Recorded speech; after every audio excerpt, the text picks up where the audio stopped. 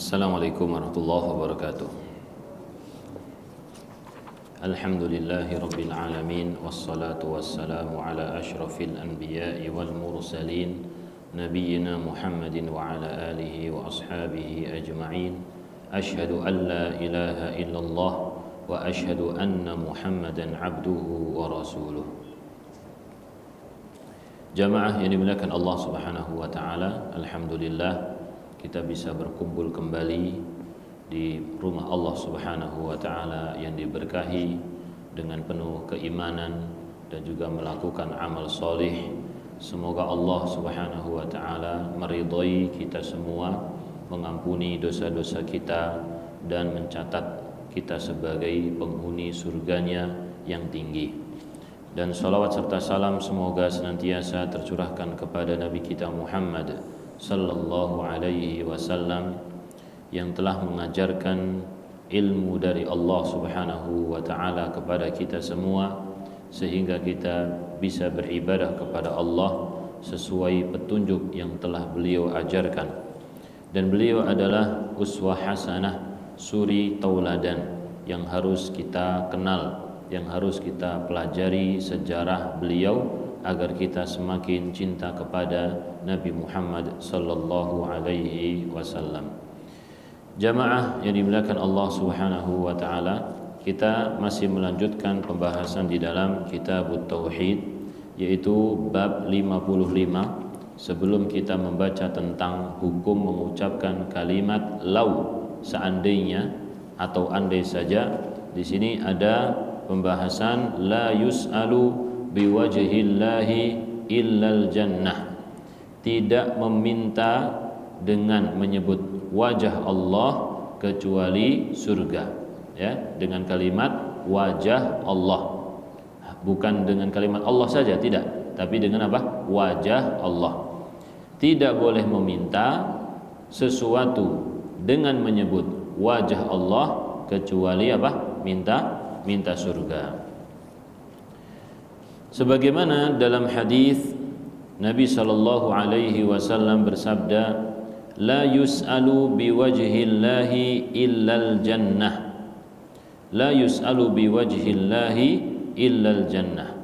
Tidak diminta dengan wajah Allah kecuali surga, ya, tidak diminta dengan wajah Allah kecuali surga.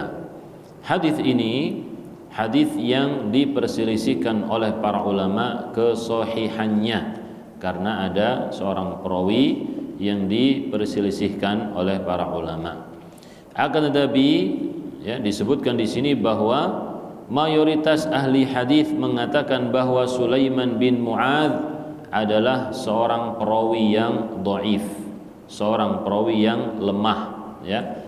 Kalau lemah hafalannya, maka hadisnya ini dianggap sebagai hadis yang lemah juga, kecuali kalau di sana ada pendukung-pendukungnya. Namun sebagian lagi tidak menganggap lemah, seperti Imam Ahmad menganggapnya sebagai thiqah, yaitu orang yang kuat, ya, bisa dipertanggungjawabkan. Dan juga Dhiya al-Maqdisi, ya, bahkan menyebutkan hujjah, ya, menghafalkan hadis. Ibnu Hajar al-Asqalani menyimpulkan dari khilaf para ulama bahwa Sulaiman bin Mu'adz adalah perawi yang sayyi'ul hifdzi, buruk hafalannya, ya. Jadi setelah melakukan studi, Ibnu Hajar al-Asqalani membandingkan berbagai macam pendapat para ulama hadis tentang Sulaiman bin Mu'adz, maka kesimpulan dari beliau adalah Sulaiman bin Mu'adz sayyi'ul hifdzi, yaitu orang yang hafalannya buruk, orang yang hafalannya buruk. Jadi para ulama hadis sangat detail sekali di dalam mempertimbangkan apakah kita mengambil hadis ini atau tidak, ini hadis sahih atau dhaif, ya. Yaitu salah satunya pertimbangannya adalah pertimbangan kuatnya hafalan. Kalau hafalannya baik, lancar, maka perawi ini disebut perawi yang thiqah. Tapi kalau hafalannya lupa-lupa, salah-salah misalkan, atau bahkan kebalik-balik memasukkan hadis lain di dalam hadisnya, maka ini bisa sampai menjadi mungkarul hadis. Taib. Dan penulis hafizahullahu taala Ustaz Firanda menyebutkan, saya memilih pendapat mayoritas ulama, yaitu perawi ini adalah perawi yang dhaif. Akan tetapi meskipun hadis yang berbunyi la yus'alu biwajhillahi illal jannah, tidak boleh meminta dengan mengatakan, ya, dengan wajah Allah, ya, dengan wajah Allah aku minta surga. Tidak boleh meminta dengan menyebut wajah Allah kecuali surga. Ini tetap dibahas oleh para ulama hukumnya, karena ternyata di sana ada hadis yang lain yang semisal dengan lafaz tersebut, yaitu Nabi sallallahu alaihi wasallam mengatakan mal'unun man sa'ala biwajhillah, ya, mal'unun man sa'ala biwajhillah, terlaknat orang yang memohon dengan menyebut nama Allah. Apa maksudnya ini? Ya, orang yang memohon kepada Allah Subhanahu wa taala dengan menyebut wajahnya ini dilaknat, yaitu apabila yang diminta adalah perkara duniawi. Apabila yang diminta adalah perkara duniawi. Oleh karena itu, apabila seseorang meminta perkara duniawi dengan menyebutkan wajah Allah Subhanahu wa taala, hukumnya adalah haram. Kenapa demikian? Karena dunia itu sesuatu yang sangat remeh sekali.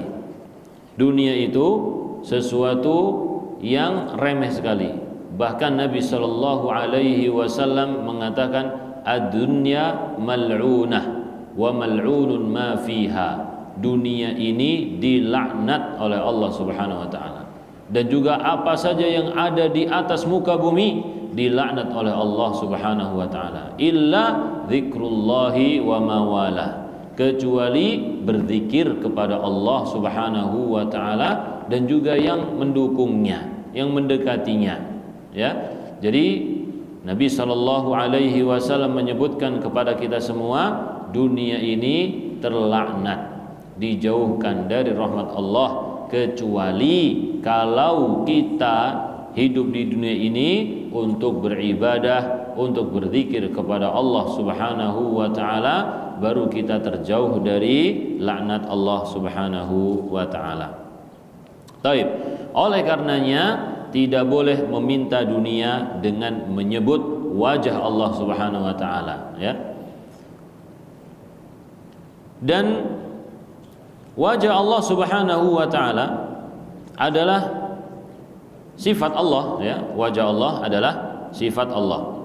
Ketika disebutkan dalam hadis yang tadi kita sebutkan, mal'unun man sa'ala biwajhillah, sungguh terlaknat orang yang meminta dengan wajah Allah. Ini menunjukkan Allah memiliki apa? Memiliki wajah. Allah memiliki wajah. Dan ini adalah keyakinan ahlus sunnati wal jamaah.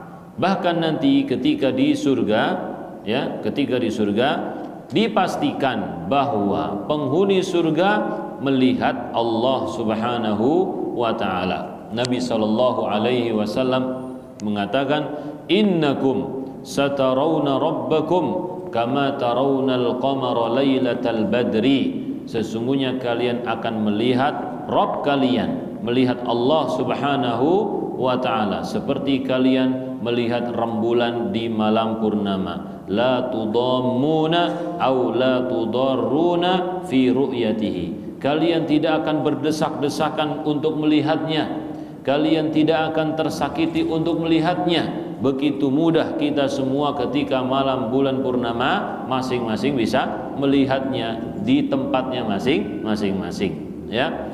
Dan ya, semoga kita diberikan kemuliaan oleh Allah Subhanahu wa taala, masuk ke surganya dan bisa melihat wajahnya. Dan Nabi kita Muhammad sallallahu alaihi wasallam juga berdoa dalam riwayat Ibnu Hibban yang disahihkan oleh Syekh Al-Albani rahimahullah, yaitu apa? As'aluka ladzatan nadhari ila wajhika, as'aluka ladzatan nadhar ila wajhika. Ya Allah, aku minta kepadamu kelezatan di dalam memandang wajahmu. Ya Allah, Allahumma as'aluka ladzatan nadhari ila wajhika. Aku minta kepadamu kelezatan di dalam memandang wajahmu. Dan juga memandang wajah Allah Subhanahu wa taala ini adalah kenikmatan surga yang paling mulia, yang paling istimewa.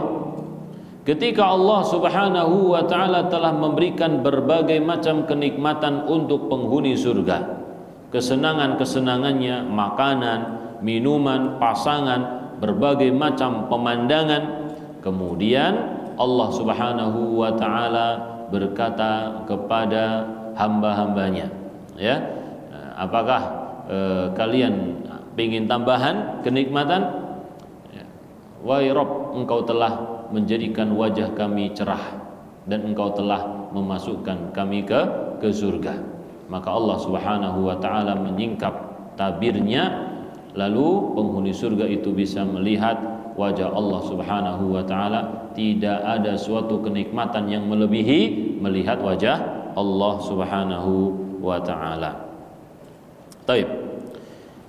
Adapun kalau seseorang meminta perkara duniawi, bukan menyebut wajah Allah, tetapi hanya menyebut Allah, ini sama atau beda? Beda ya. Seperti pembahasan yang telah kita sampaikan pada pertemuan yang lalu, ya, Nabi sallallahu alaihi wasallam mengatakan, man sa'ala billahi fa'atuh. Siapa yang minta dengan menyebut nama Allah, maka berilah dia, dengan beberapa rincian yang telah kita sebutkan. Ada yang hukumnya wajib, ada yang hukumnya boleh, ya, ada yang hukum sunnah, ada juga hukumnya adalah haram, ya. Kalau mengandung haram maka haram. Kalau mengandung sesuatu hak yang harus diberikan maka hukumnya wajib. Kalau ini tidak pantas atau ada madaratnya maka tidak harus diberikan. Baik.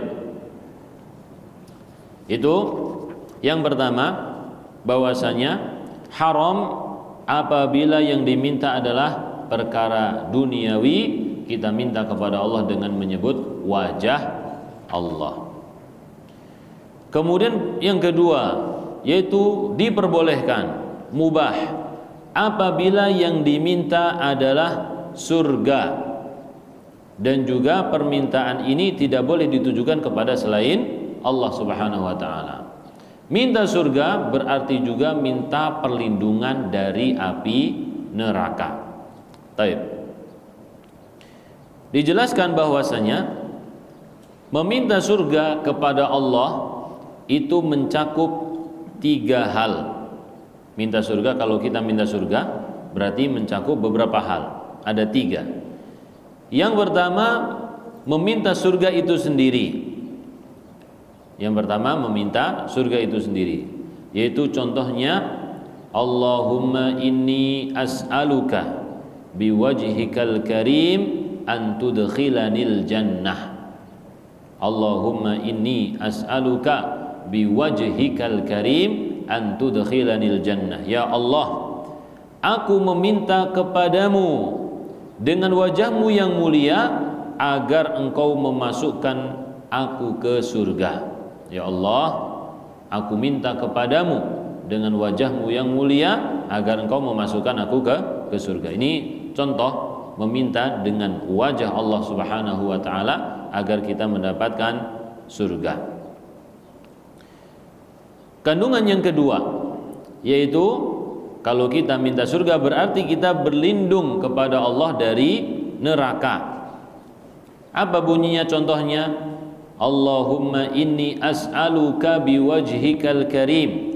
Ya Allah, sesungguhnya aku minta kepadamu dengan wajahmu yang mulia, an tu'idhani minan nar, engkau melindungi aku dari api neraka, ya. Allahumma inni as'aluka biwajhikal karim an tu'idhani minan nar. Ya Allah, aku minta kepadamu dengan wajahmu yang mulia, engkau melindungi aku dari api neraka.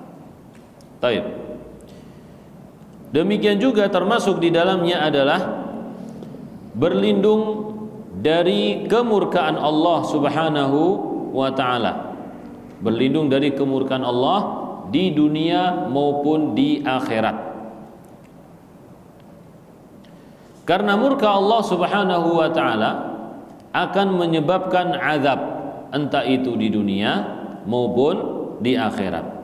Sebagaimana dalam hadis yang diriwayatkan oleh Jabir bin Abdullah radhiyallahu anhu, beliau mengatakan, yaitu ketika turun firman Allah Subhanahu wa taala, qul huwal qadiru ala an yab'atsa 'alaikum 'adzaban min fawqikum. Katakanlah, dialah Allah Subhanahu wa taala yang mampu untuk mengirimkan kepada kalian azab dari atas kalian. Lalu Rasulullah sallallahu alaihi wasallam mengatakan, a'udzu biwajhika, aku berlindung kepadamu dengan wajahmu ya Allah. Aku berlindung dengan wajahmu dari apa? Dari azab yang dikirim oleh Allah dari arah atas. Baik. Kemudian lanjutan ayat, qala au min tahti arjulikum, atau azab tersebut datang dari bawah kaki kalian. Maka beliau juga mengatakan, a'udzu biwajhika, ya, aku berlindung dengan wajahmu ya Allah dari azab yang datangnya dari arah bawah. Ayat lanjutannya, au yalbisakum syi'an wa yudhiqa ba'dakum ba'sa ba'd, atau Allah Subhanahu wa taala mencampurkan kalian menjadi kelompok-kelompok, ya. Jadi kelompok-kelompok ini kemudian saling berantem, saling memusuhi sebagian mereka dengan yang lain. Maka Rasulullah sallallahu alaihi wasallam mengatakan, hadza ahwanu, hadza aisaru, ini yang lebih mudah. Kalau azab berat, ya, azab dari atas, azab dari bawah dari Allah Subhanahu wa taala itu berat. Tapi kalau yang disebutkan di sini, ya, kaum muslimin berkelompok-kelompok, mereka saling bermusuhan, kata Nabi sallallahu alaihi wasallam, ini lebih ringan daripada siksaan Allah Subhanahu wa taala, ya. Karena siksaan Allah menunjukkan kemurkaan Allah Subhanahu wa taala, dan kalau orang sudah disiksa oleh Allah Subhanahu wa taala, ya, maka tidak bisa bertobat lagi kepada Allah. Sebagaimana dalam ayat, falau kanat qaryatun amanat fanafa'aha imanuha illa qauma Yunus. Tidak ada suatu kaum yang baru beriman ketika melihat azab kemudian imannya itu bermanfaat untuknya.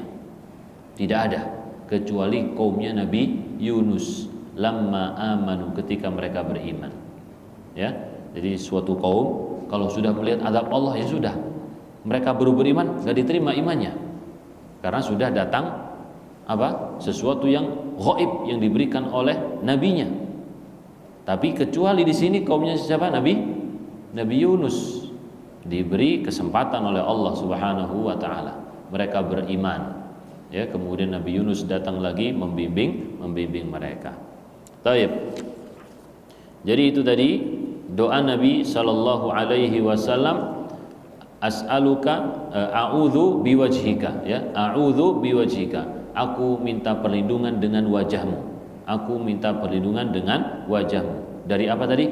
Dari azab Allah yang bisa turun dari atas maupun yang bisa datang dari bawah.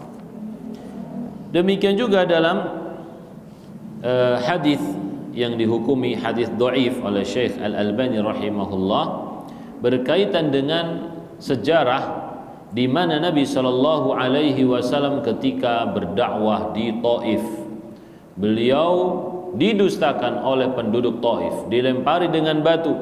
Maka beliau pulang dalam keadaan bersedih, mengadu kepada Allah Subhanahu wa taala. Ini versi dhaifnya nih, ya, yaitu beliau berdoa kepada Allah, Allahumma ilaika ashku dha'fa quwwati wa qillata hilati wa hawani 'alan nas. Ya Allah, sesungguhnya aku mengadu kepadamu lemahnya kekuatanku dan juga sedikitnya caraku dan juga lemahnya aku, hinanya aku di hadapan manusia. Ya arhamar rahimin, wahai zat yang pengasih. Anta rabbul mustad'afin wa anta rabbi, engkau adalah Rabbnya orang-orang yang lemah dan engkau adalah Rabbku. Ila man takiluni, kepada siapa engkau akan menyerahkanku? Ila ba'idin yatajahhamuni, apakah engkau akan menyerahkan aku kepada orang-orang yang jahat kepadaku? Au ila aduwin mallaktahu amri, atau engkau akan menyerahkan aku kepada musuh yang mereka itu akan menguasakan, yang engkau menguasakan urusanku kepada mereka. Dan seterusnya, ini masih panjang ya. Intinya di sini disebutkan hadisnya adalah hadis yang dhaif ya. Diriwayatkan Imam At-Tabarani dan juga Dhiya Al-Maqdisi dalam Al-Hadis Al-Mukhtarah. Taib. Jadi di sini kesimpulannya adalah tentang hukum menyebut wajah Allah Subhanahu wa taala di dalam doa. Hukumnya ada dua tadi ya. Yang pertama hukumnya adalah boleh. Yang pertama hukumnya adalah haram, dan yang kedua hukumnya apa? Boleh. Yang menyebutkan haram tadi kalau apa? Kalau haram kalau meminta dunia. Ya. Haram kalau meminta dunia.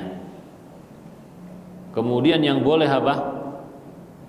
Yang boleh adalah meminta surga atau dilindungi dari azab Allah Subhanahu wa taala, neraka ataupun dunia ya. Seperti dalam hadis dan juga firman Allah Subhanahu wa taala yang telah kita sebutkan tadi. Taib.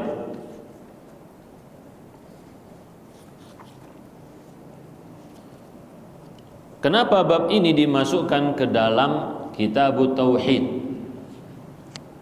Kenapa kira-kira? Yaitu karena inti dari pembahasan tauhid itu adalah memuliakan Allah Subhanahu wa taala dengan sempurna. Memuliakan Allah dengan sempurna, dengan tauhid uluhiyah, rububiyah ataupun asma was sifat. Kalau kita memberikan tiga hal ini, berarti kita telah memuliakan Allah Subhanahu wa taala dengan sebenar-benarnya. Lalu meminta dengan wajah Allah ini termasuk bagian dari memuliakan Allah Subhanahu wa taala di dalam zatnya. Kalau seseorang menyebutkan minta dengan wajah Allah tetapi yang diminta adalah sesuatu yang hina, sesuatu yang dilaknat oleh Allah, maka tidak pantas ya. Ini tidak pantas. Baik. Jadi untuk memuliakan Allah Subhanahu wa taala, kita dilarang oleh Nabi sallallahu alaihi wasallam meminta dengan menyebut wajah Allah, kecuali apa? Kecuali surga atau berlindung dari azabnya. Baik. Berikutnya yaitu bab 56, ma jaa fil law. Hukum mengucapkan lau, seandainya, kalau saja, andai saja. Ini ucapan-ucapan yang mirip. Penulis menyebutkan beberapa dalil, di antaranya adalah surat Ali Imran ayat 154. A'udzu billahi minasyaitonir rajim. Yaquluna law kana lana minal amri syai'un ma qutilna hahuna qul law kuntum fi buyutikum labarazal ladzina kutiba alaihimul qatlu ila madaji'ihim waliyabtaliyallahu ma fi sudurikum waliyumahhisa ma fi qulubikum wallahu alimun bidzatis sudur. Yaqulun, orang-orang munafik itu mengatakan, lau kana lana minal amri syai'un, seandainya, kalau saja kita memiliki suatu hak campur tangan dalam urusan ini, ma qutilna hahuna, niscaya kita tidak akan terbunuh di tempat ini, yaitu di perang Uhud ya. Jadi orang-orang munafik ketika diajak diskusi oleh Nabi Shallallahu Alaihi Wasallam, pendapat mereka tidak diambil oleh Nabi Shallallahu Alaihi Wasallam karena beberapa pertimbangan ya. Nanti insya Allah kita baca lagi. Qul, katakanlah wahai Nabi Muhammad kepada orang munafik, lau kuntum fi buyutikum, seandainya kalian itu tetap berada di rumah kalian, kalaupun kalian tetap berada di rumah kalian, la barazal ladzina kutiba alaihimul qatlu ila madaji'ihim, niscaya orang-orang yang telah ditakdirkan akan mati terbunuh itu akan keluar juga ke tempat mereka terbunuh ya. Seandainya tidak ada peperangan, kalau seseorang ditakdirkan oleh Allah mati di Uhud, dia pun akan mati di Uhud ya. Jadi gak bisa kita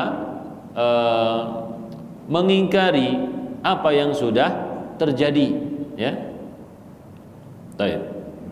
Waliyabtaliyallahu ma fi sudurikum, kejadian tersebut untuk menguji ya, Allah Subhanahu wa taala menguji apa yang ada di dalam dada kalian. Waliyumahhisa ma fi qulubikum, dan juga untuk membuktikan niat yang ada di dalam hati kalian. Wallahu alimun bidzatis sudur, dan Allah mengetahui apa yang ada di dalam hati. Taib. Ini ayat yang pertama yang disebutkan berkaitan dengan lau. Jadi orang munafik mengatakan lau kana lana minal amri syai'un, kalau kita itu bisa campur tangan dalam urusan ini, ma qutilna hahuna, kita tidak akan mati di tempat ini. Kemudian juga firman Allah di dalam surat Ali Imran ayat 168, alladzina qalu li ikhwanihim wa qa'adu law ata'una ma qutilu qul fadra'u an anfusikumul mauta in kuntum shadiqin, yaitu orang-orang yang berkata kepada teman-teman mereka, wa qa'adu, dan mereka juga duduk-duduk enggak ikut perang ya. Jadi mereka ini orang yang takut mati, tidak ikut perang, kemudian ngomongin orang yang ikut perang, yang sudah ya mungkin terluka atau terbunuh. Lau ata'una ma qutilu, kalau seandainya mereka itu ikut nasihat kami, ikut nasihat kita ini, mereka nggak bakalan mati, nggak bakalan dibunuh. Maka dijawab oleh Allah, qul fadra'u an anfusikumul maut, ya sudah kalau gitu ya, coba cegahlah kematian dari diri kalian, in kuntum shadiqin, jika kalian itu orang-orang yang benar ya. Kalau kalian menganggap mereka mati karena nggak nurut kalian, ya sudah kalau gitu kalian bisa nggak kalian nggak mati ya? Tentu tidak bisa. Manusia pasti meninggal dunia. Kalau sudah datang ajalnya, la yastakhiruna anhu sa'atan wa la yastaqdimun. Kalau sudah datang ajalnya, maka tidak ada yang bisa memajukan, tidak ada yang bisa menundanya. Baik, itu dua ayat. Kemudian dalam hadis riwayat Muslim dari Abu Hurairah radhiyallahu anhu, Rasulullah sallallahu alaihi wasallam mengatakan, al-mu'minul qawiyyu khairun wa ahabbu ilallah minal mu'minid dha'if. Orang mukmin yang kuat imannya itu lebih baik dan lebih dicintai oleh Allah daripada orang mukmin yang lemah imannya. Wa fi kullin khair, dan pada setiap orang mukmin ini, baik yang imannya kuat atau yang lemah imannya, semuanya baik selama iman itu ada dalam diri mereka. Kemudian beliau melanjutkan, ihris ala ma yanfa'uka, bersungguh-sungguhlah, semangatlah dalam meraih apa yang bermanfaat untukmu. Wasta'in billah, dan hendaklah kamu minta pertolongan kepada Allah. wala ta'jaz, dan janganlah kamu lemah, jangan menyerah, terus bersemangat, terus berusaha. Wa in asabaka syai'un, kalau kamu tertimpa sesuatu, fala taqul, jangan kamu ngomong, ya, suruh menjaga lisan ini, lau anni fa'altu lakana kada wa kada, seandainya aku melakukan ini itu maka tidak akan terjadi seperti ini. Ya, jadi penyesalan dengan ungkapan-ungkapan lau gitu ya. Walakin kul, akan tetapi ucapkanlah, qaddarallahu wa ma syaa fa'ala, ini sudah ditentukan oleh Allah, sudah menjadi takdir Allah, dan apa yang Allah kehendaki itu yang Allah lakukan, ya. Jadi penciptaan, kejadian-kejadian segala sesuatu semuanya terjadi dengan apa? Kehendak Allah Subhanahu wa taala. Kalau Allah berkehendak pasti terjadi. Kalau Allah tidak berkehendak maka tidak akan terjadi. Meskipun kita mengatakan hampir saja, ya. Nah, selama itu tidak terjadi berarti Allah tidak menghendaki. Baik. Ini 3 dalil yang disebutkan oleh penulis rahimahullahu taala untuk menjelaskan kepada kita tentang ucapan lau yang biasa kita artikan seandainya atau andai saja atau apalagi kalau saja. Ada arti lain, Pak? Penggunaan lain apa? Seandainya, andai saja, kalau saja, jika. Ya kurang lebih itulah kalau sama seandainya, ya. Nah, dan kata lau di dalam bahasa Arab itu memiliki beberapa fungsi penggunaan. Yang pertama, al-imtina', yaitu untuk menunjukkan sesuatu yang tidak mungkin terjadi, ya, sesuatu yang tidak mungkin terjadi. Seperti dalam firman Allah Subhanahu wa taala. Jadi ini perkara iftiradi, ya. Perkara iftiradi itu hanya membayangkan saja. Lau kana fihima alihatun illallah la fasadata.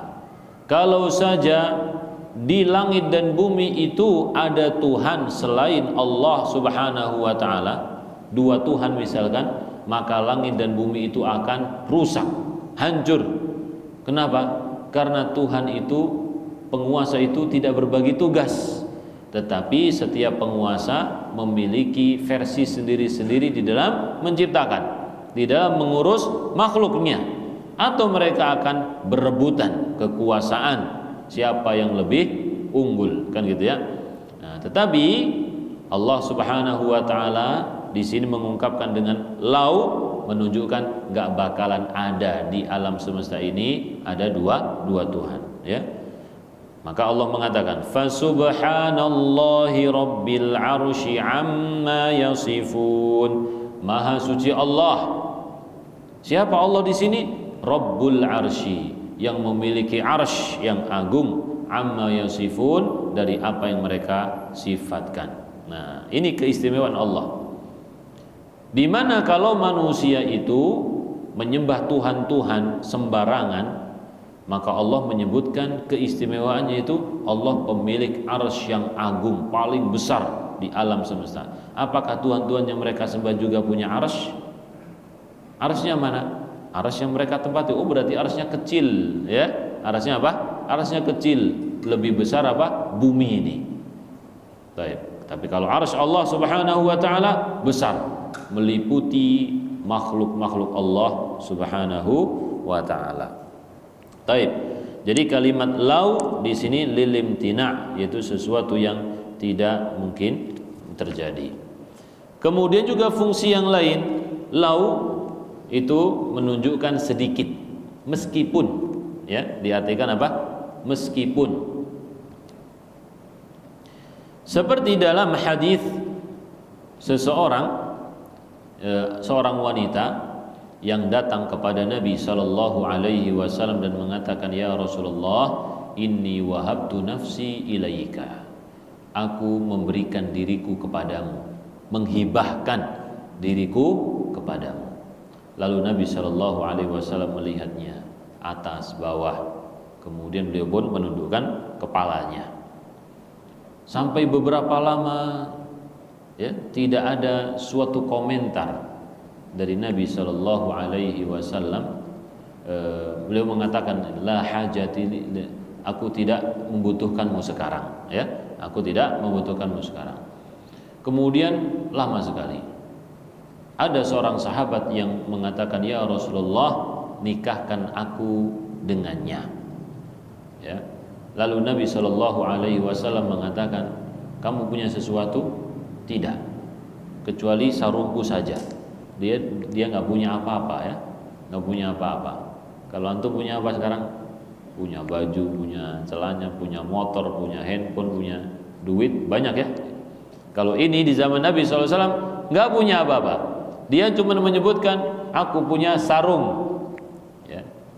Coba kamu pulang dulu, cari di rumah, barangkali ada sesuatu yang digunakan untuk mahar. Dia pun pulang cari di rumahnya, nggak ada apa-apa. Sampai di rumahnya pun nggak ada apa-apa. Dia balik kepada Nabi SAW, nggak dapat apa-apa ya Rasulullah. Cari lagi, walau khataman min hadid, iltamis walau khataman min hadid. Cari lagi, meskipun, nah di sini ucapan apa? Walau, ya, meskipun cincin yang terbuat dari apa? Besi. Masya Allah, cincin besi bisa digunakan untuk mahar, selama si wanita ini rela mendapatkan hal tersebut. Karena daripada memberikan, ya, wahabtu nafsi ilaika, tidak mendapatkan apa-apa, ya, di sini dicarikan apalah yang bisa diberikan kepada wanita meskipun cincin besi. Dia pulang nyari, nggak dapat juga. Kalau kita kan banyak, ya, cincin besi itu gantungan kunci bisa dipakai juga, ya. Baik. Kemudian dia balik nggak dapat apa-apa. Dia pun mengatakan, wahai Rasulullah, sarungku ini kasih. Beliau mengatakan, nah kalau kamu ngasihin sarung, terus kamu duduk pakai apa, gitu ya? Nggak pakai apa-apa. Akhirnya duduk diam saja lama, hingga akhirnya si laki-laki ini ingin berdiri. Nabi Shallallahu Alaihi Wasallam memanggilnya, kamu punya hafal Quran? Punya. Surat ini. Ya sudah, aku nikahkan kamu dengan apa yang kamu miliki dari Al-Quran. Masya Allah. Jadi Nabi SAW menikahkannya dengan apa? Hafalan Al-Quran supaya diajarkan kepada wanita tersebut. Ini kesederhanaan para sahabat radhiyallahu anhum, laki-lakinya maupun perempuannya. Seorang perempuan mau dinikahi oleh laki-laki yang tidak memiliki apa-apa, rumah ada tapi nggak ada apa-apanya, ya, bahkan pakaian itu cuma apa? Sarung yang dia pakai, tetapi ya bisa apa? Bisa hidup lah, bisa hidup bersama. Taib. Jadi ucapan Nabi SAW, iltamis walau khataman min hadid, penggunaan kata lau yang artinya meskipun, menunjukkan sesuatu yang sedikit, yang kecil.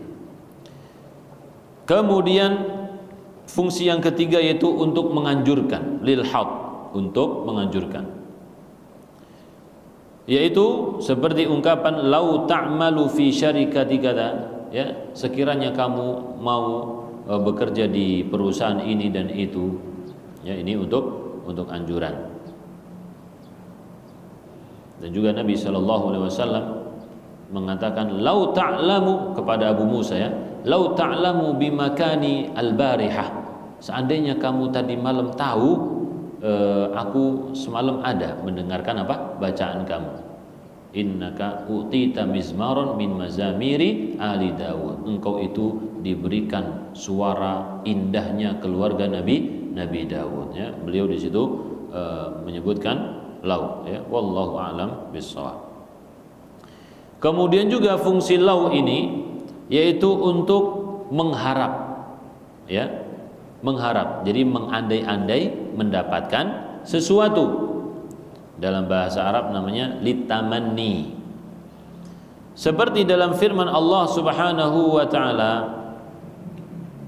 Au taqula law anna Allah hadani lakuntu minal muttaqin.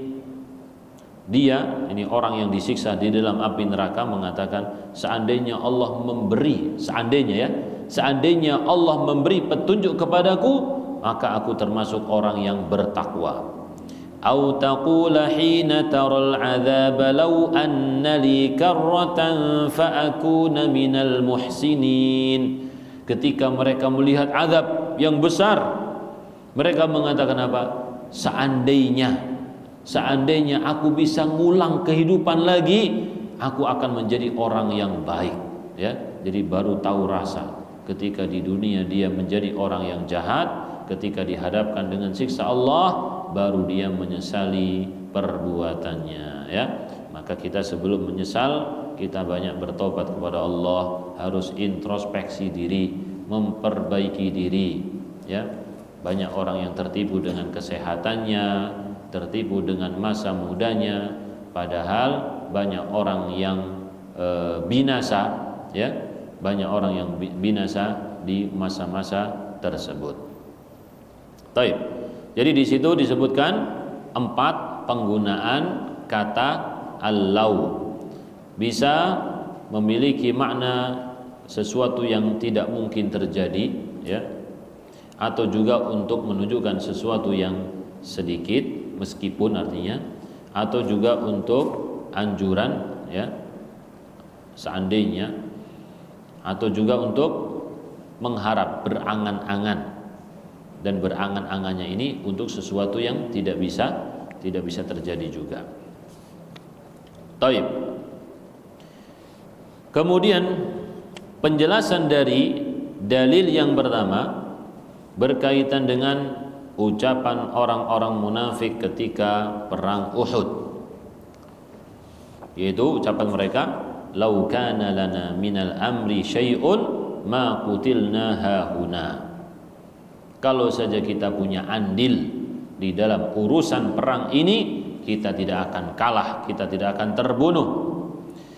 Ayat ini adalah berkaitan dengan perang Uhud, di mana kaum muslimin dan Nabi Muhammad sallallahu alaihi wasallam mendapatkan kabar bahwasanya kaum musyrikin telah mempersiapkan peperangan bersama 3.000 pasukan, karena tahun lalu mereka sudah kalah ketika perang apa? Perang apa tahun lalu, Pak? Orang musyrikin tahun lalu sebelum Uhud, perang apa? Badar. Ketika perang Badar kaum musyrikin kalah, meninggal 70 orang dan 70 orang ditawan. Mereka ingin membalas, maka waktunya adalah setahun berikutnya. Ini kebiasaan orang-orang di zaman dahulu, kalau mengadakan peperangan untuk membalas lawan itu tahunan biasanya. Taib. Maka Nabi Shallallahu Alaihi Wasallam mengumpulkan para sahabat, berdiskusi dengan mereka, dengan tokoh-tokohnya. Maka termasuk di dalamnya adalah orang-orang munafik. Jadi ada sahabat yang senior, ada sahabat yang muda-muda. Maka di dalam rapat tersebut, diskusi tersebut, terjadi perbedaan pendapat menjadi 2, ya. Yang pertama mengatakan kita tidak perlu keluar dari kota Madinah, kita susun strategi di dalam kota Madinah, ya. Kita susun strategi di kota Madinah, karena kita mengetahui medan di dalam kota Madinah, kita akan menyusunnya untuk menjadikan perangkap bagi orang-orang musyrikin, dan juga bisa dibantu oleh para wanita dan juga anak-anaknya, ya. Ini pendapat senior para sahabat dan juga termasuk pendapat orang-orang munafik seperti Abdullah bin Ubay bin Salul. Tetapi Nabi Shallallahu Alaihi Wasallam tidak mengambil pendapat ini. Kenapa?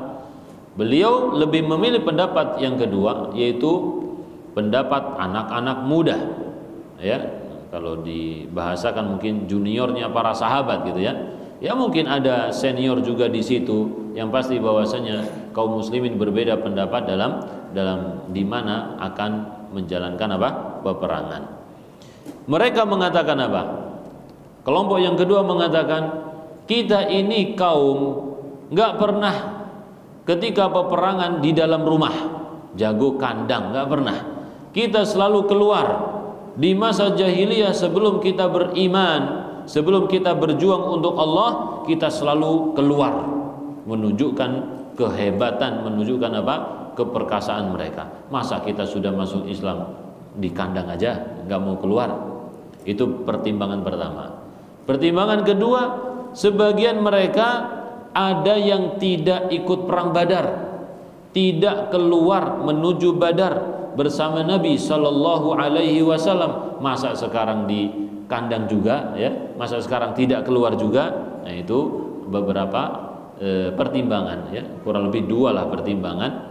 Hingga akhirnya Nabi Shallallahu Alaihi Wasallam memutuskan, ya sudah kita apa? Kita keluar, tidak menunggu musuh di dalam kota Madinah, tapi keluar menuju mana? Menuju Uhud.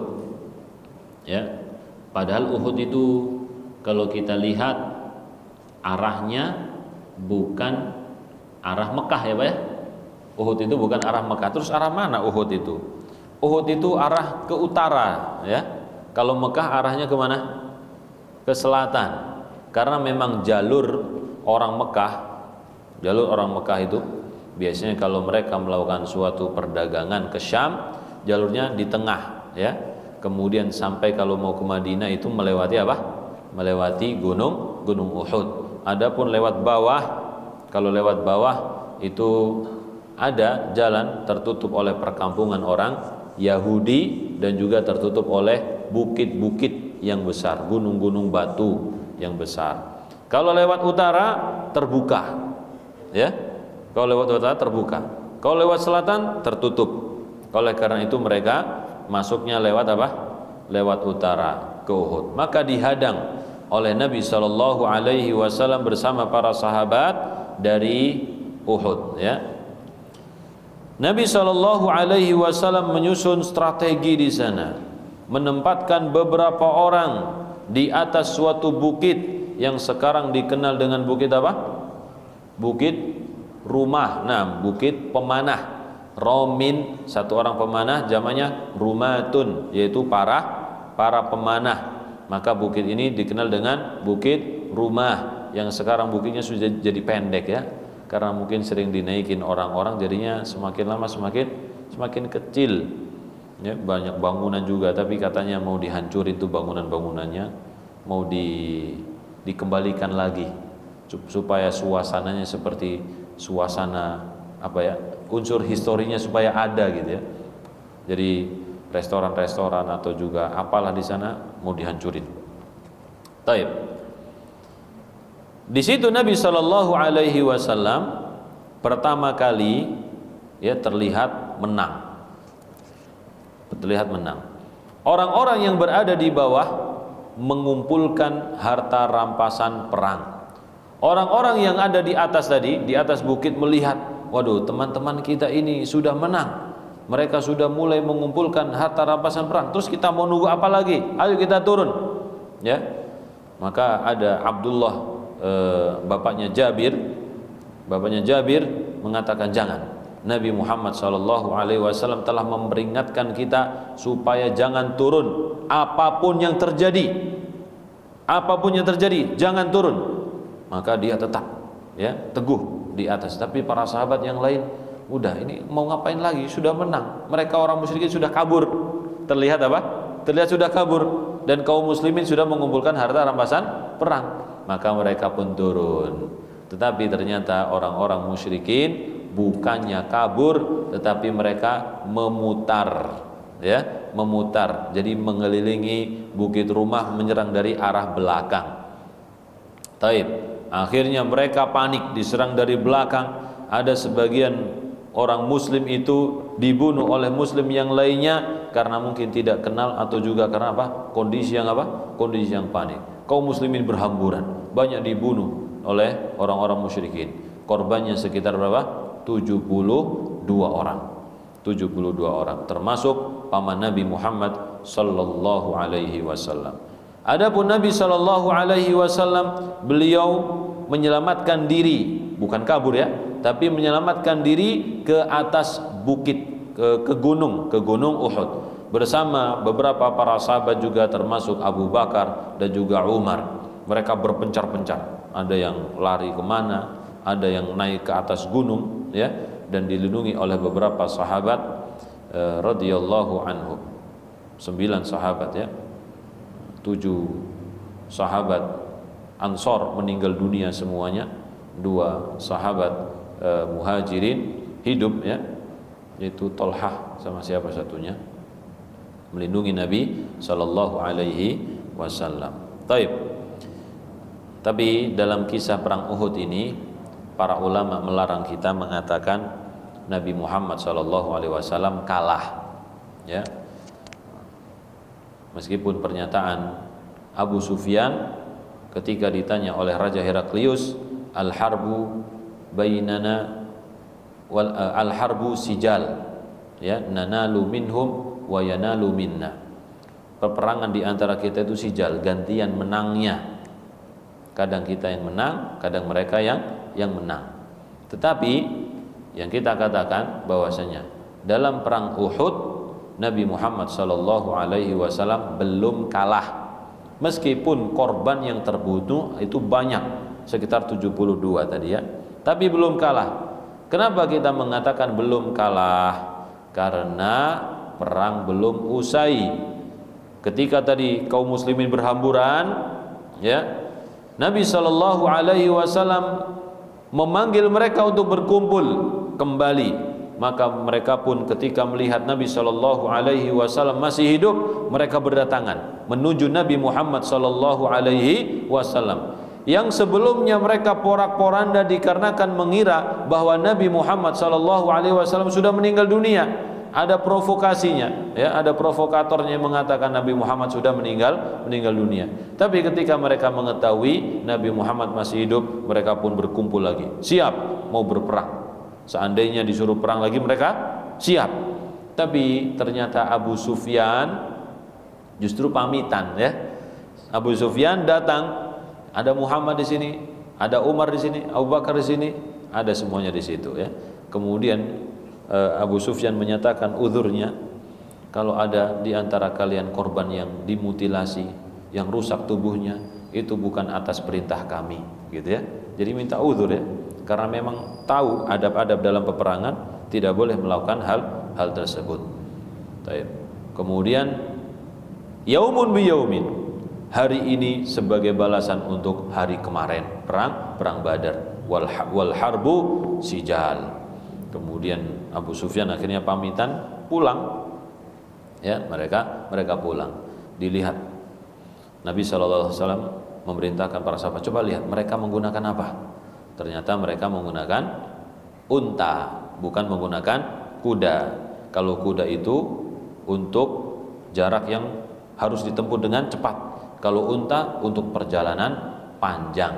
Jadi mereka kemungkinan menuju mana? Menuju Mekah, pulang.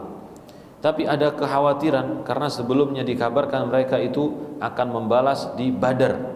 Maka para sahabat diperintahkan oleh Nabi sallallahu alaihi wasallam untuk menyusul ke Badar. Ya, mereka sampai di Badar ternyata nggak ada apa-apa, aman gitu ya. Aman di Badar, dan orang-orang sedang jual beli dan lain sebagainya. Jadi tidak diserbu oleh siapa? Tidak diserbu oleh orang musyrikin. Taib.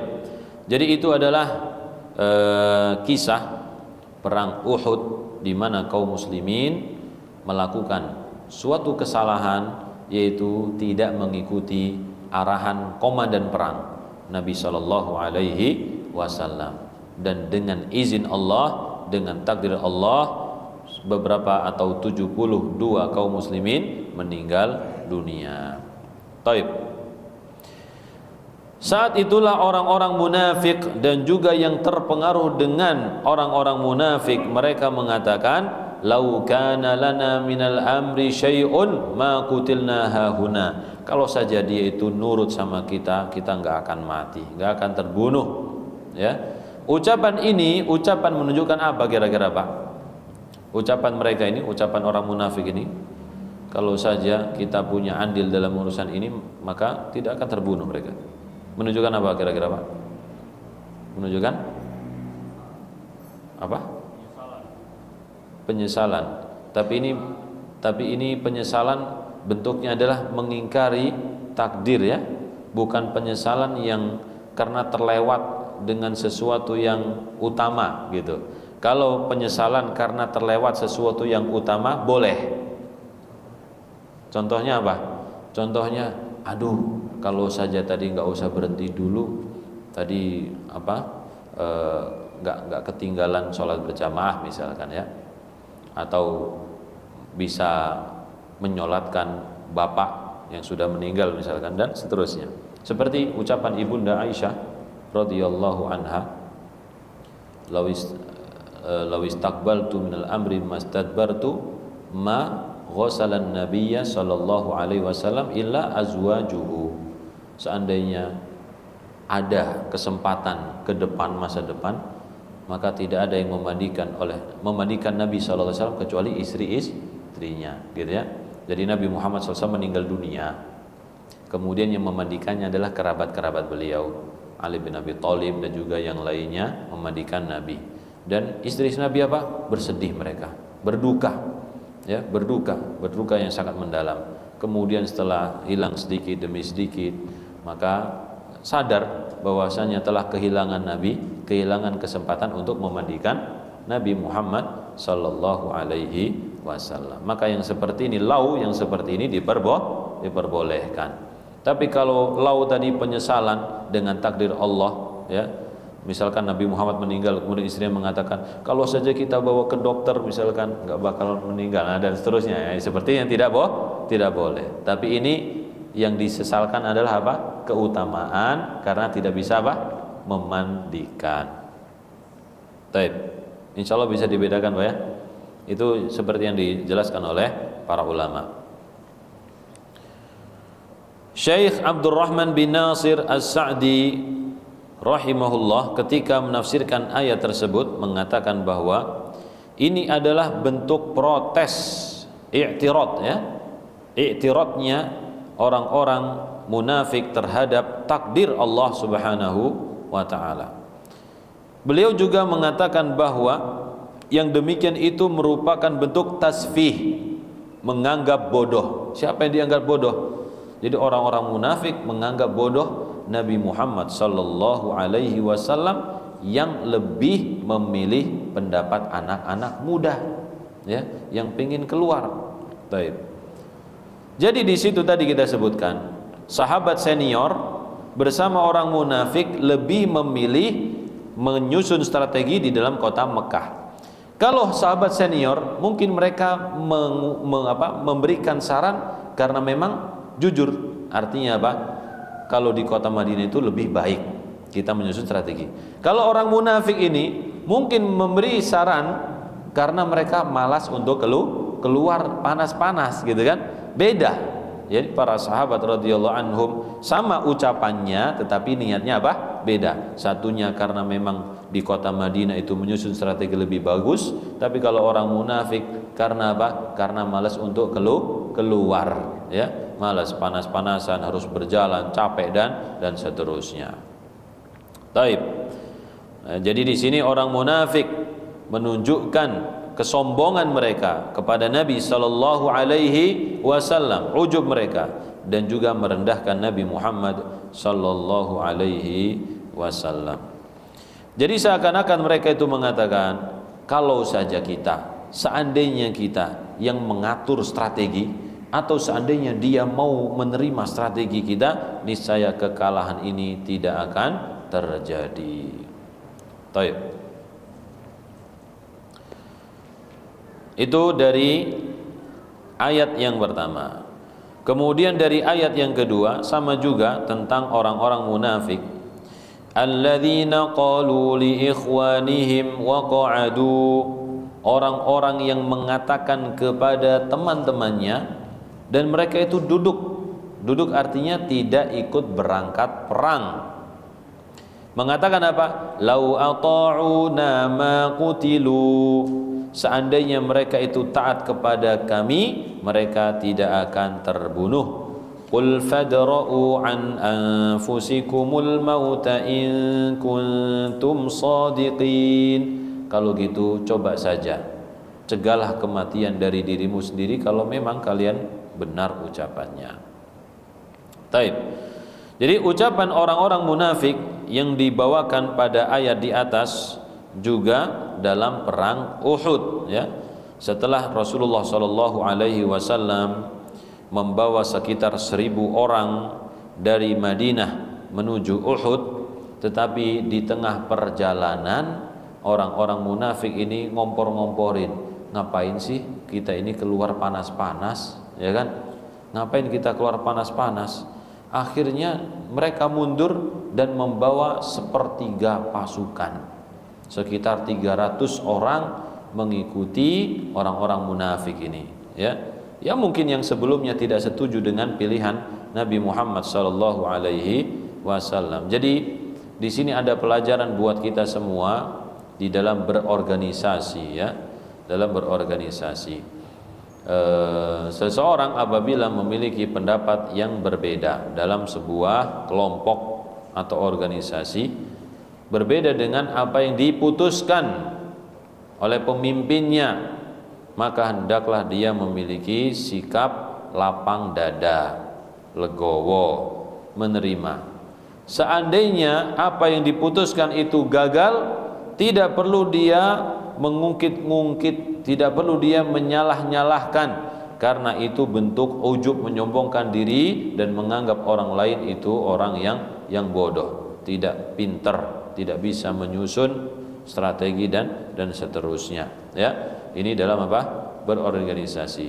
Jadi dalam bersosial dan juga organisasi itu ujian, ya. Ujian di dalam perbedaan pendapat, ada ujian agar kita semakin dewasa, semakin bisa menempatkan diri, memiliki lapang dada, menghargai pendapat orang lain. Taib. Jadi sepertiga pasukan kaum muslimin kembali ke kota Madinah, tidak jadi melanjutkan pergi ke Uhud, padahal jarak antara kota Madinah dengan Uhud itu sekitar berapa, Pak? 4 kilo, ya. Cuman dekat sekali, ya. Dekat sekali. Sekitar 4 kiloan, 3 atau 4 kilo. Taib.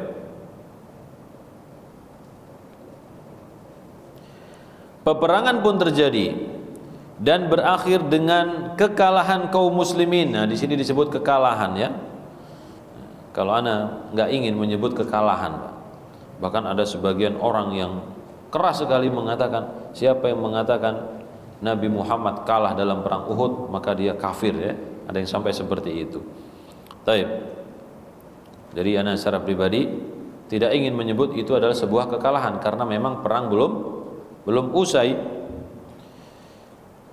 Kaum muslimin banyak korban yang gugur di antara mereka, radhiyallahu anhum. Nah, kalau kita ditanya bagaimana status kaum muslimin yang gugur di dalam perang Uhud karena mereka tidak menjalankan perintah Nabi sallallahu alaihi wasallam. Baik, jawabnya Allah Subhanahu wa taala menyebutkan dalam Al-Qur'an telah meridhoi dan mengampuni siapapun yang ikut di dalam pertempuran tersebut, kecuali orang-orang yang kabur tadi, yang apa? Yang mundur sebelum perang, ya. Jadi Allah Subhanahu wa taala menyebutkan dalam surat apa itu? Ali Imran, ya.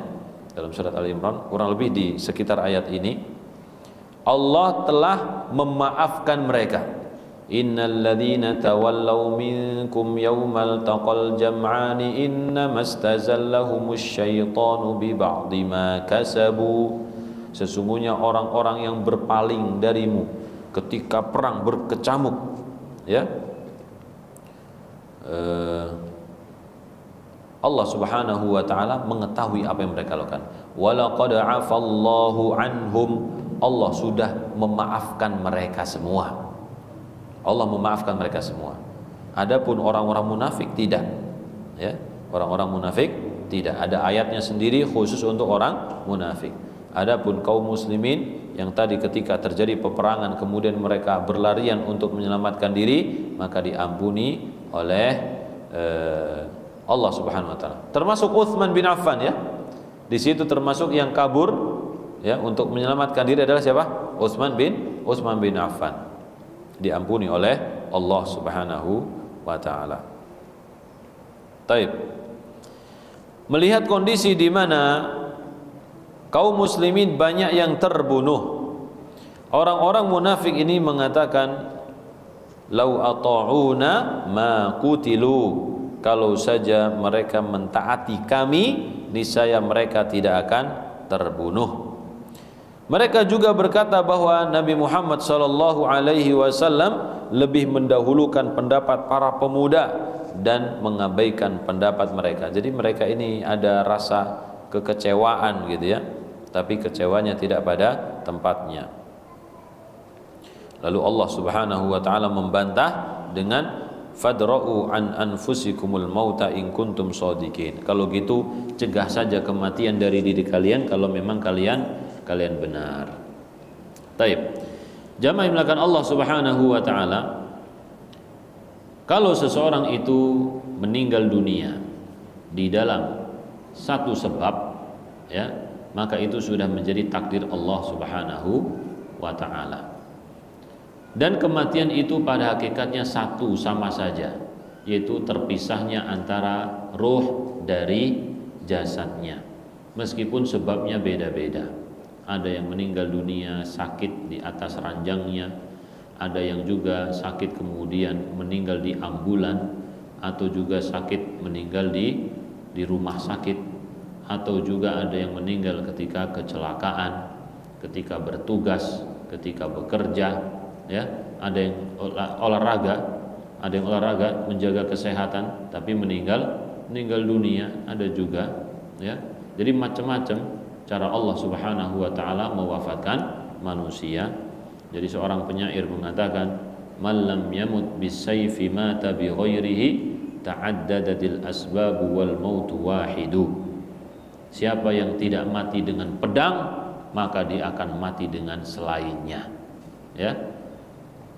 Sebabnya itu banyak sekali, tetapi kematian cuma satu. Dalam peperangan misalkan, ada orang perang, ada yang meninggal dunia terjatuh dari tempat yang tinggi, meninggal dunia.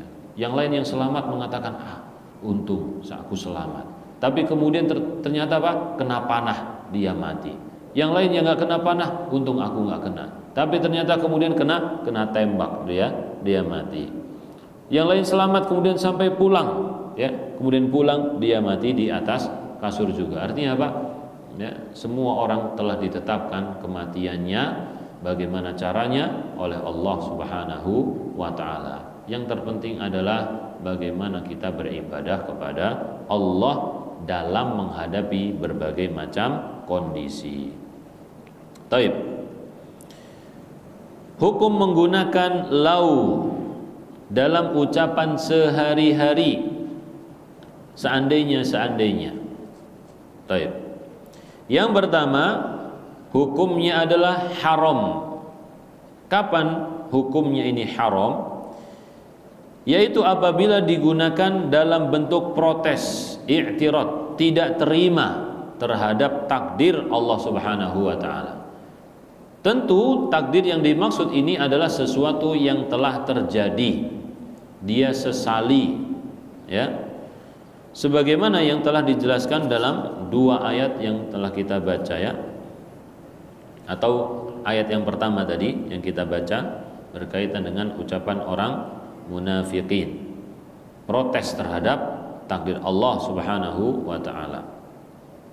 Seperti kalau kita misalkan ketika berkendara kemudian ada yang kecelakaan dan meninggal dunia, kalau saja tadi nggak akan ikut mati di mobil misalkan, ya.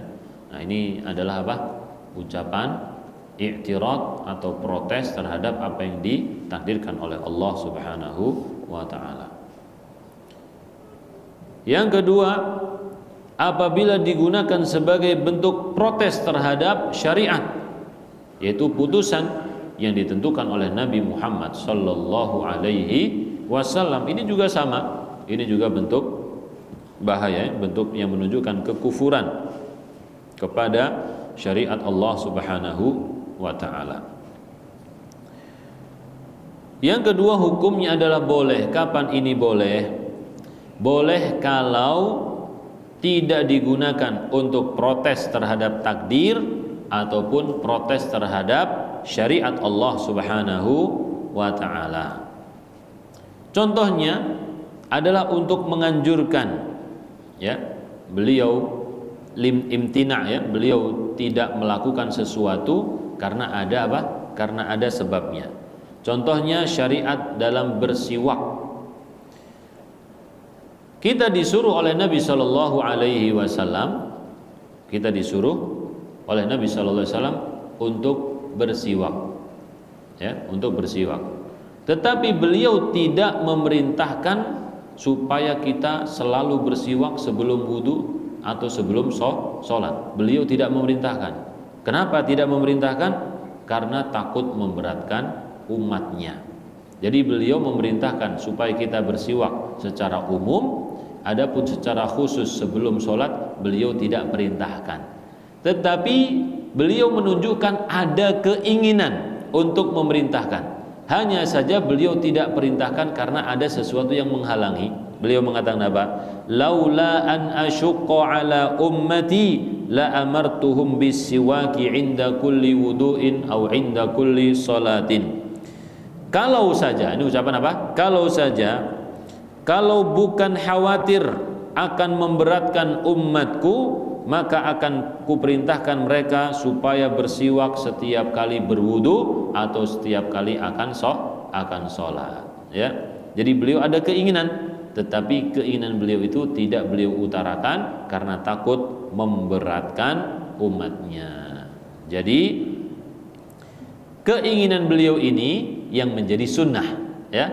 Keinginan beliau untuk memerintahkan, kita berusaha menjalankannya, yaitu sebelum sholat atau ketika kita wudu, kita membersihkan mulut terlebih dahulu sebelum beribadah kepada Allah Subhanahu wa taala. Taib. Demikian juga untuk menunjukkan sesuatu yang memang nyata, yang betul-betul menjadi sebab, ya, yang betul-betul menjadi sebab, dan itu sebabnya dari Allah Subhanahu wa taala. Seperti ucapan Ibnu Abbas kepada Nabi bukan Ibnu Abbas tapi Al-Abbas radhiyallahu anhu kepada Nabi sallallahu alaihi wasallam ketika bertanya kepada beliau tentang Abu Thalib. Bagaimana kondisi pamanmu ini? Apakah engkau memberikan manfaat kepadanya selama hidupnya dia membelamu? Ya, selama hidupnya dia membelamu. Maka Nabi sallallahu alaihi wasallam mengatakan, huwa fi dahdahin min nar. Dia itu berada di kilatannya, lidahnya api. Jadi ujungnya api, gitu ya. Di dahdahin min narin. Walaula ana, kalau saja bukan aku, seandainya bukan karena aku, ya, lakana fid darkil asfali minan nar, niscaya dia itu berada di keraknya api neraka. Jadi dengan karunia Allah menjadikan Nabi Muhammad sallallahu alaihi wasallam sebagai sebab yang nyata bisa memberi manfaat untuk Abu Thalib, tetapi enggak sampai mengeluarkannya dari neraka. Kenapa, Bang? Karena kafir, ya. Jadi hanya diringankan saja azabnya.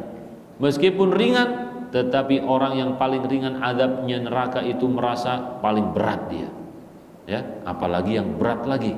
Ini, Masya Allah, ini menggambarkan betapa dahsyatnya, betapa pedihnya siksa api neraka. Na'udzubillahi minan nar, na'udzubillahi minan nar, na'udzubillahi minan nar. Taib. Kemudian juga Nabi Shallallahu Alaihi Wasallam ini menunjukkan tahrid, ya, untuk menunjukkan anjuran. Jadi entah beliau ini menyesali atau menganjurkan. Beliau mengatakan apa? Lawistaqbaltu min amri mastadbartu lama suqtul hadiya wa ja'altuha umratan.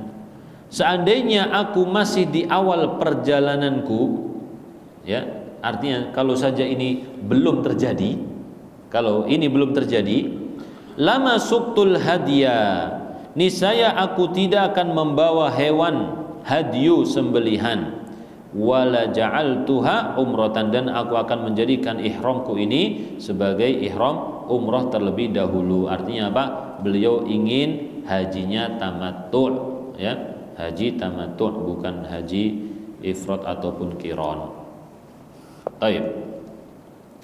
Jadi ini, dengan dasar ini para ulama menganjurkan yang baik itu adalah tamattu', disebutkan dalam Al-Qur'an dan juga disebutkan dalam hadis Nabi sallallahu alaihi wasallam, faman tamatta'a bil umrati ila haji famastaysara minal hadyi. Ya, di sini juga Nabi sallallahu alaihi wasallam menginginkan apa? Tamattu' juga. Baik.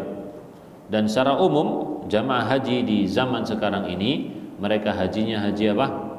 Haji tamattu', ya, rata-rata. Adapun ifrad ataupun qiran enggak tahu. Ada, mungkin ada, ya, tetapi jarang. Kalau jamaah haji Indonesia mungkin semuanya tamattu', masuk Mekah untuk umrah terlebih dahulu, baru nanti ketika di tanggal 8 hari tarwiyah, ya, hari tarwiyah. Taib. Kemudian tanggal 9-nya yaitu Arafah.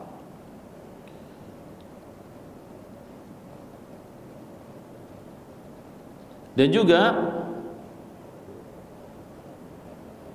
Nabi SAW pernah mengatakan, laula hadatsatu ahdi qaumiki bil kufri lanaqaddul Ka'bah. Seandainya bukan karena kaummu yang baru saja meninggalkan kekufuran, ya. Jadi ada usulan kalau Ka'bah ini dibongkar, kemudian pintunya dijadikan dua. Jadi pintu Ka'bah itu satu, ya.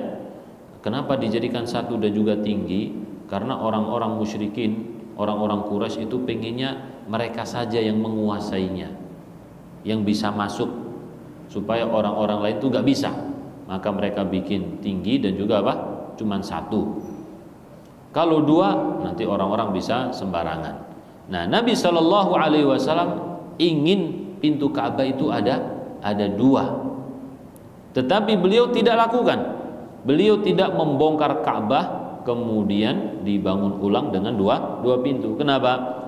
Karena pertimbangannya adalah ini kaummu baru masuk Islam, dan pembongkaran Ka'bah itu menjadi ujian berat bagi mereka. Takutnya mereka nanti apa? Murtad lagi, gitu, ya. Seandainya bukan karena kaummu itu baru saja keluar dari kekufuran, lanaqaddul Ka'bah, aku akan bongkar Ka'bah, wala ja'altuha ala asasi Ibrahim, aku nanti pasang dia sesuai dengan pondasinya Nabi Ibrahim. Kan mereka bikin Ka'bah itu kecil, ya. Pondasi Nabi Ibrahim segede gini, tapi mereka bikinnya cuma segini, ya. Jadi mau dibongkar kemudian ditambah supaya pas seperti pondasi Nabi Ibrahim. Taib, wallahu a'lam bissawab. Itu dua ayat. Kemudian yang terakhir yaitu sabda Nabi Muhammad sallallahu alaihi wasallam. Tadi kita sebutkan awal hadis, yaitu apa? Al-mu'minul qawi khairun wa ahabbu ilallah minal mu'minid dha'if.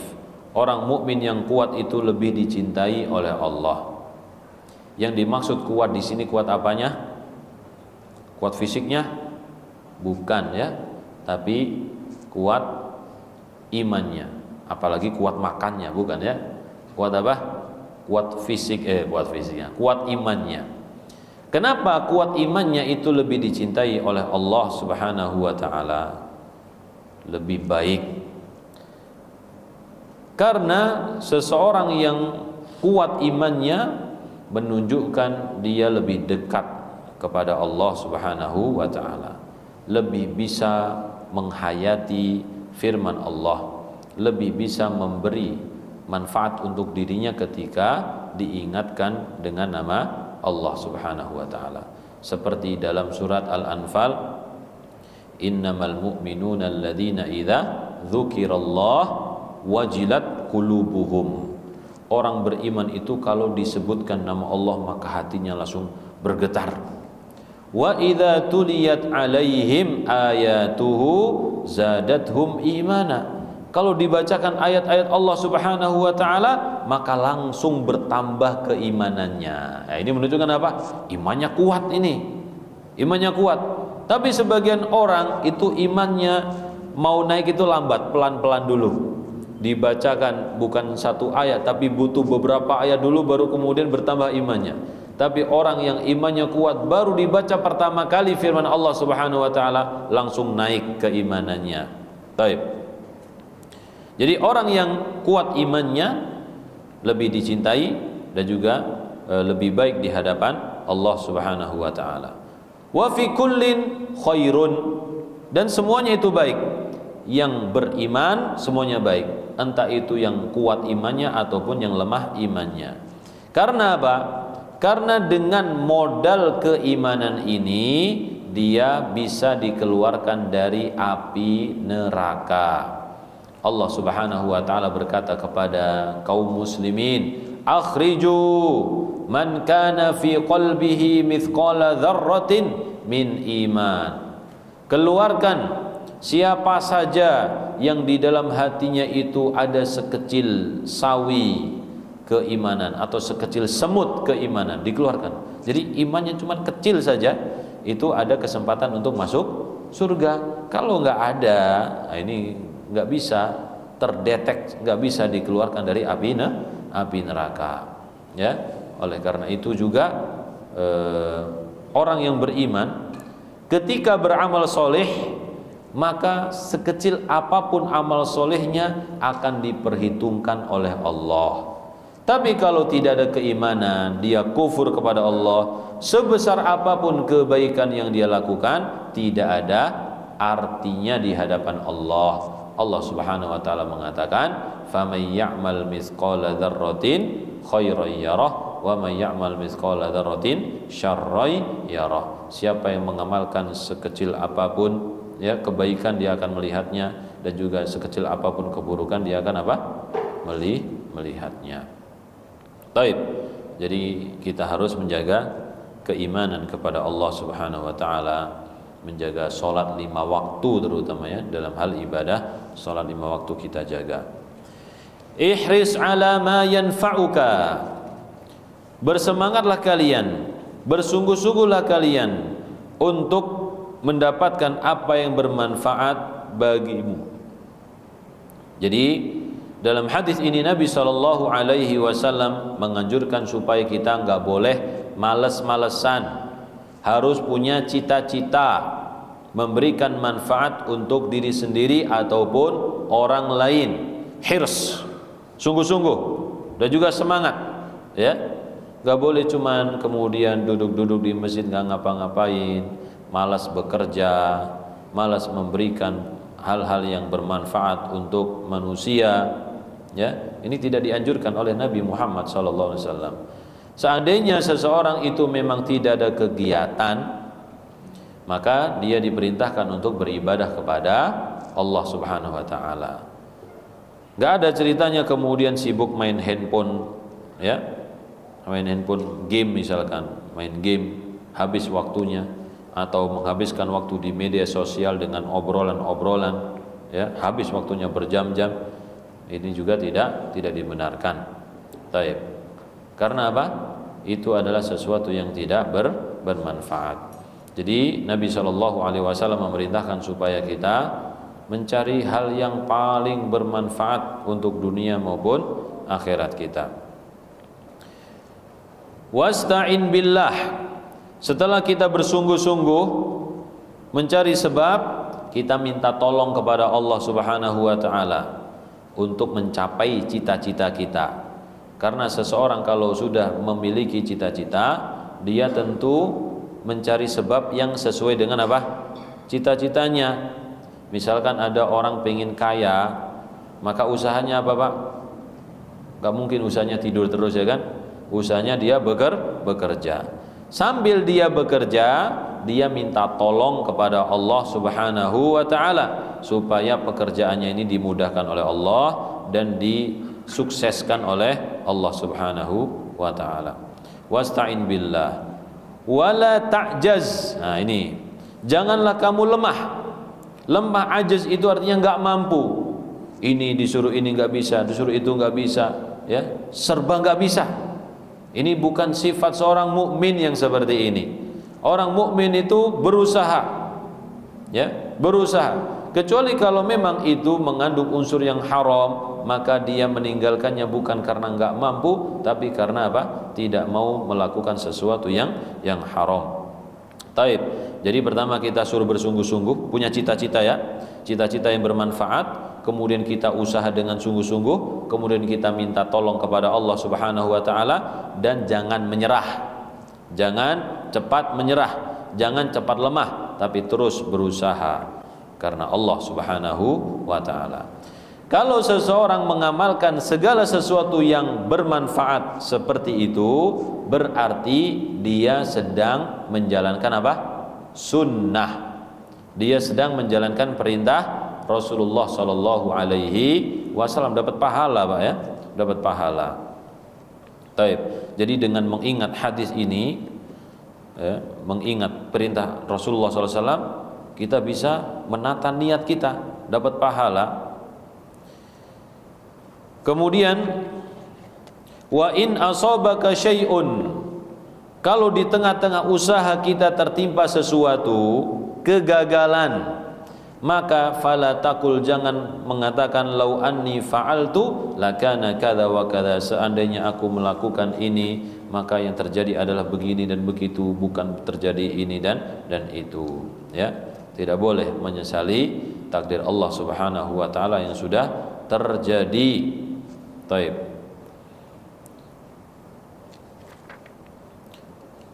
Walakin kul, akan tapi katakanlah qaddarallahu wa ma syaa fa'ala. Ada juga yang mengatakan qadarullahi, ya, tapi yang benar adalah qaddarallahu, yang lebih apa, yang lebih sahih ya, karena dua-duanya menggunakan kata kerja.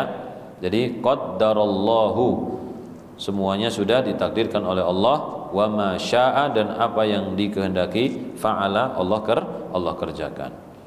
Fa inna lau taftahu amal syaitan, karena ucapan lau, ya, setelah terjadi kegagalan ini bisa membuka amal syaitan. Apa amal syaitan? Yaitu kita tidak beriman kepada takdir Allah, kemudian kita putus asa dari rahmat Allah, ya. Kemudian kita juga protes, ya, nah, atau juga suudzon kepada Allah Subhanahu wa taala. Di sini disebutkan amalan dalam hadis tersebut terbagi menjadi 3 fase, dan semua fase ada setan yang mengganggu manusia. Fase yang pertama yaitu fase sebelum dia beramal, baru berkeinginan, bercita-cita.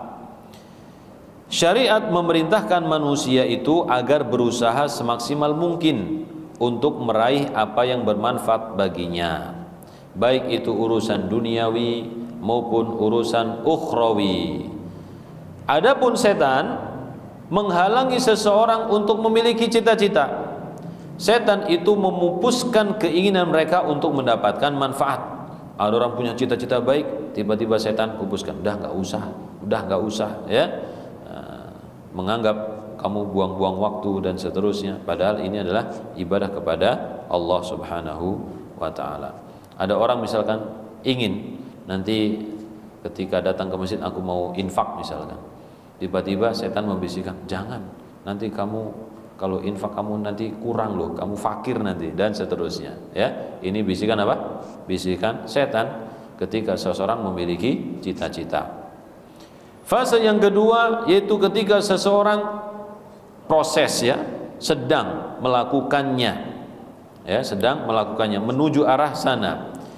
Maka syariat memerintahkan manusia untuk minta pertolongan kepada Allah, karena sebesar apapun usaha yang dia lakukan tidak akan berhasil kecuali dengan apa? Pertolongan Allah Subhanahu wa taala. Taib, jadi usaha dengan berdoa. Dan setan di sini juga mengelabuhi manusia. Apa bentuk mengelabuhinya? Yaitu dia lebih besar mengandalkan sebab dan mengecilkan harapan kepada Allah Subhanahu wa taala. Kenapa dikecilkan harapannya? Kenapa kira-kira? Antum ketika punya cita-cita sudah minta tolong kepada Allah tadi, tapi ketika menjalankan proses antum banyak menyandarkan dengan sebab. Harapannya yang asalnya besar menjadi kecil. Kenapa alasannya? Salah satu alasannya dia siap-siap gagal, ya. Kalau gagal supaya tidak terlalu kecewa, gitu katanya. Ini betul nggak kira-kira ini kira? Ya Pak, dikecilkan harapannya supaya tidak terlalu kecewa. Kan asalnya pertama kita sangat berharap supaya berhasil. Tapi ketika menjalankan proses, dia kecilkan harapannya. Lebih banyak berpatokan dengan apa? Sebabnya. Ya, yaitu dengan alasan apa? Supaya tidak terlalu kecewa dengan takdir Allah ketika mendapatkan kegagalan. Maka ini juga tidak benar. Jadi kita berharap kepada Allah Subhanahu wa taala sampai kita bisa melihat hasilnya. Kita tetap membesarkan harapan seperti dalam hadis yang telah lalu kita sampaikan, ya. Nabi sallallahu alaihi wasallam mengatakan wal yu'azzimir raghbah. Hendaklah dia itu membesarkan harapannya, terus berharap kepada Allah Subhanahu wa taala. Jadi sambil dia proses dalam mencapai cita-citanya, ya, berusaha menjalankan sebab, dia terus berusaha, dia terus berdoa kepada Allah Subhanahu wa taala. Ketika dia banyak berpatokan dengan sebab, nanti dia lupa untuk berdoa kepada Allah Subhanahu wa taala. Taib. Fase yang ketiga yaitu setelah dia beramal, setelah dia berusaha. Setelah dia berusaha ada dua kemungkinan, yaitu kemungkinan satu berhasil, kemungkinan kedua apa? Gagal. Ya, kemungkinan kedua apa? Gagal. Kalau dia berhasil, setan itu akan menyusup di dalamnya. Yaitu apa? Udah, kamu itu berhasil karena kamu memang hebat. Kamu memang pantas mendapatkannya. Yang seharusnya dia itu bersyukur kepada Allah Subhanahu wa taala, ya. Tapi dia menjadi apa? Menjadi ujub, menjadi membanggakan diri sendiri. Taib. Tidak bersyukur kepada Allah. Kalau dia gagal, ini lebih banyak lagi bisikan-bisikan syaitan, yaitu tadi dia membisikkan supaya dia itu kecewa dengan Allah Subhanahu wa taala, suudzon kepada Allah, ya, atau juga dia itu tidak beriman kepada takdir Allah Subhanahu wa taala, dan juga supaya dia putus asa dari rahmat Allah Subhanahu wa taala. Kemudian membisikkan hal-hal yang buruk yang lainnya supaya dia tidak istiqomah di jalan yang benar. Aduh, aku udah capek misalkan, ya, aku udah capek berusaha tapi gagal terus, akhirnya bunuh diri kayak atau apa kayak, ya kan. Ini adalah bisikan-bisikan syaitan yang seharusnya ketika seseorang menemukan kegagalan dia bersabar. Sabar itu akan menambah pahala dari Allah Subhanahu wa taala, dan juga tetap husnudzon bahwasanya kegagalan yang dia dapatkan itu nanti gantinya di akhirat. Jadi kalau urusan dunia kegagalan ada gantinya, tapi kalau urusan agama, ya, nggak ada gantinya. Iman kita dicabut, ketaatan kita dicabut, maka tidak ada gantinya di akhirat kecuali neraka. Tapi kalau urusan dunia kita dicabut oleh Allah, harta kita misalkan, itu ada gantinya di akhirat. Wallahu a'lam bissawab. Jadi kita harus semangat, ya, Bapak-bapak harus semangat nih, mendapatkan manfaat dunia ataupun manfaat akhirat. Jangan lemah, jangan cepat putus asa, jangan cepat pasrah, ya, berserah, mengalah, tidak, tapi kita tetap berusaha. Wallahu a'lam bishawab. Ada pertanyaan? 2 menit lagi adzan. Ya, Pak. Assalamualaikum.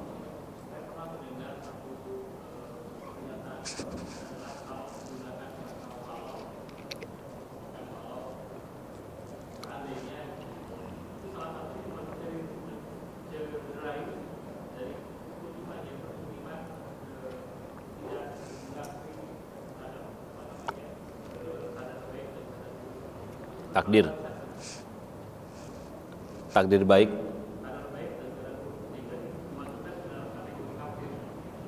Baik. Di sini tidak disebutkan, jadi orang seperti itu menunjukkan tidak sabar saja. Kalau sampai dikategorikan kafir, tidak ya. Karena ini ucapan-ucapan yang biasa terlontar dari mulut seseorang dalam satu keadaan, tidak menghilangkan seluruh bagian dari keimanan dia, ya, kecuali kalau kejadian tersebut terus menerus menggerogoti imannya sampai dia tidak beriman kepada takdir Allah, protes kepada Allah. Nah, baru itu mungkin akan hilang keimanannya. Tapi ketika terkena musibah, dia mengatakan ucapan andai saja, tapi kemudian dia kembali kepada Allah Subhanahu wa taala, tetap beribadah, menyadarkan dirinya bahwasanya ini ujian dari Allah dan menyabarkan dirinya supaya dia bangkit kembali, maka ini tidak masalah ya. Jadi kita tidak mengatakan bahwa orang yang mengatakan seandainya otomatis dia kafir, keluar dari agama Islam, tidak. Ya, anak kira tidak ada ulama yang mengatakan seperti itu. Taib. Cukup?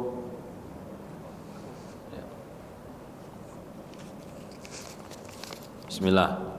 Apakah ada informasi untuk beli kitab tauhidnya di internet ya? Di internet banyak Pak ya? Di internet kan Pak ya? Di internet kan? Ya. Online. Silakan diketik kitab tauhid, syarah kitab tauhid Ustadz Firanda, nanti ada insyaallah.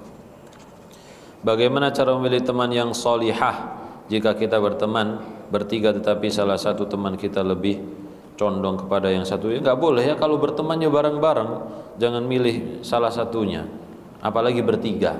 Kalau memilih salah satu akibatnya apa? Satunya terkucilkan. Kalau ngobrol cuma berdua, ini dilarang oleh Nabi SAW ya.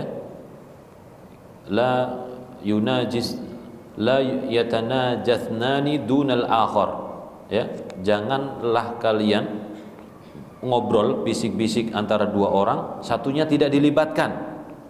Fa innahu yuhzinuhu, karena ini akan menyedihkan orang yang ketiga. Ya, jadi kalau misalkan berteman cuma tiga, maka jangan condong kepada yang satunya, tapi rangkul semuanya.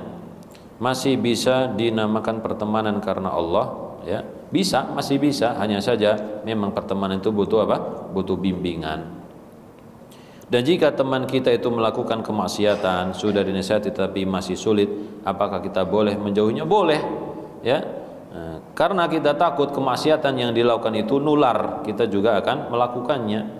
Dan ini terjadi di kalangan Bani Israel yang disebut dengan mudahanah oleh para ulama ya. Mudahanah, kita tahu orang melakukan kemaksiatan tapi masih kita jadikan sebagai teman duduk tanpa kita mengingkari kemungkarannya. Tapi kalau kita tetap berteman dalam rangka untuk memberikan nasihat terus menerus, maka diperbolehkan.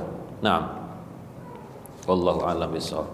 Rabbana atina fid dunya hasanah wa fil akhirati hasanah wa qina adzabannar. Assalamualaikum warahmatullahi wabarakatuh.